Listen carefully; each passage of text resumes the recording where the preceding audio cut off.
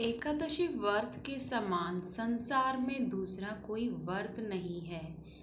हर महीने 2 एकादशी आती हैं। भाद्रपद माह के कृष्ण पक्ष की एकादशी को अजा एकादशी कहते हैं।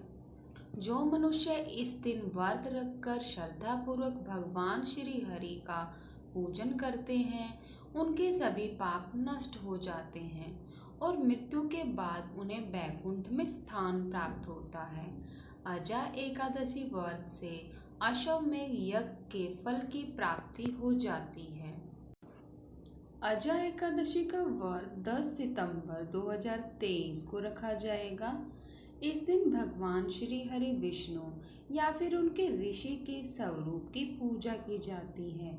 ये व्रत दुख दरिद्रता का नाश करता है।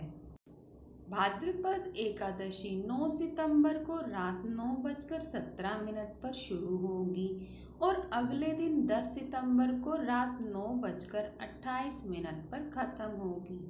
पूजा का शुभ मुहूर्त सुबह 7:37 से सुबह 10:44 तक रहेगा। अजा एकादशी व्रत का पारण 11 सितंबर को सुबह 6:04 से सुबह 8:33 तक किया जाएगा। इस दिन द्वादशी तिथि रात 11:52 पर समाप्त होगी। एकादशी व्रत का पारण द्वादशी तिथि के समापन से पहले कर लेना चाहिए। ये व्रत भगवान विष्णु की कृपा पाने के लिए बेहद शुभ माना जाता है। इस व्रत के प्रताप से मानसिक, शारीरिक और आर्थिक तीनों लाभ मिलते हैं। पुराणों में कहा गया है कि घरों की अशुभता से मुक्ति पाने के लिए एकादशी व्रत पुण्य फलदायी माना जाता है। इस दिन स्नान, दान और तप से हर समस्या का निवारण होता है। एकादशी व्रत का सीधा प्रभाव मन और शरीर दोनों पर पड़ता है। इस दिन एकादशी व्रत कथा जरूर सुननी चाहिए। तो चलिए सुनते हैं एकादशी व्रत कथा। प्राचीन काल में हरिश्चंद्र नामक एक चक्रवर्ती राजा राज्य करता था। उसने किसी कर्म के वशीभूत होकर अपना सारा राज्य व धन त्याग दिया, साथ ही अपनी स्त्री, पुत्र और स्वयं को बेच दिया। वह राजा चांडाल का दास बनकर सत्य को धारण करता हुआ मृतकों का वस्त्र ग्रहण करता रहा, मगर किसी प्रकार से सत्य से विचलित नहीं हुआ। कई बार राजा चिंता के समुद्र में डूबकर अपने मन में विचार करने लगता है, मैं कहाँ जाऊं, क्या करूं, जिससे मेरा उद्धार हो।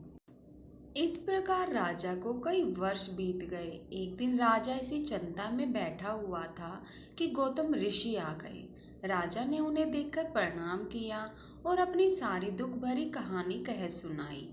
यह बात सुनकर गौतम ऋषि कहने लगे कि राजन, तुम्हारे भाग्य में आज से 7 दिन बाद भाद्रपद कृष्ण पक्ष की अजा नाम की एकादशी आएगी।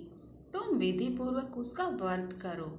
गौतम ऋषि ने कहा कि इस व्रत के पुण्य प्रभाव से तुम्हारे समस्त पाप नष्ट हो जाएंगे। इस प्रकार राजा से कहकर गौतम ऋषि उसी समय अंतर्ध्यान हो गए। राजा ने उनके कथन अनुसार एकादशी आने पर विधि पूर्वक व्रत व जागरण किया। उस व्रत के प्रभाव से राजा के समस्त पाप नष्ट हो गए। स्वर्ग से बाजे बजने लगे और पुष्पों की वर्षा होने लगी। उसने अपने मृतक पुत्र को जीवित और अपनी स्त्री को वस्त्र तथा आभूषणों से युक्त देखा। व्रत के प्रभाव से राजा को पुनः राज्य मिल गया। अंत में वह अपने परिवार सहित स्वर्गलोक को गया। हे राजन, यह सब अजा एकादशी के प्रभाव से ही हुआ। अतः जो मनुष्य यत्न के साथ विधि पूर्वक इस व्रत को करते हुए रात्रि जागरण करते हैं, उनके समस्त पाप नष्ट होकर अंत में वे स्वर्गलोक को प्राप्त होते हैं। इस एकादशी की कथा के सुनने मात्र से अश्वमेध यज्ञ का फल प्राप्त होता है।